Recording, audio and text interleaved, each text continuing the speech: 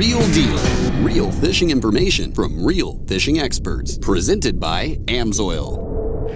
You know, I pride myself in being a pretty adaptive fisherman in that, you know, if I get out in the boat with somebody and they're doing something a little bit different, and I try and pick up what they're doing, learn from it. But I tell you what, this night fishing, Brett actually, he's definitely on it. And what I analyzed over the hours that we were together is it's a lot of small things that make a big difference when you're talking about this technique we're doing. So let me talk a little bit about some of the tackle that we're using. As far as rod and reel, you want to use a really sensitive rod for this. And I tell you, it's not so much to feel the bites, it's to feel when that jig touches the bottom, because we're in very snaggy situations, a lot of riprap, a lot of rock. So when that jig is cruising along and just barely ticks that bottom, you got to know to slowly lift that jig up and get it sweeping again. So real sensitive rod. I like to use about a 6-foot rod. We're using fairly light jigs tonight because it's calm out. We can go all the way down to an 1/8 ounce jig, just pretty much any kind of jig you want, as long as it's 1/8 ounce.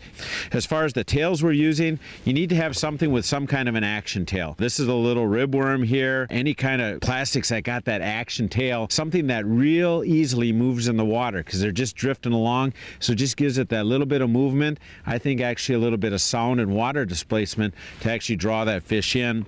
As far as colors, purple was really good for us. They call it a pro blue around the Mississippi. It's just got a blue tint to the tails. A lot of chartreuse ending tails on them, but action tails were very good.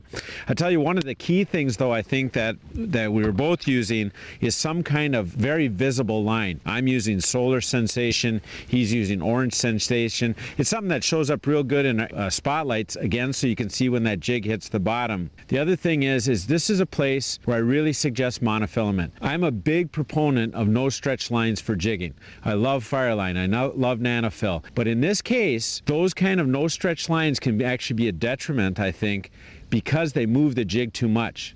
And by that I mean I'm using 6-pound test line here. It's got some stretch in it. It's going to get a little bit of bow as it sweeps down the line. When you move your rod tip, it's moving the jig very slowly. It's that important.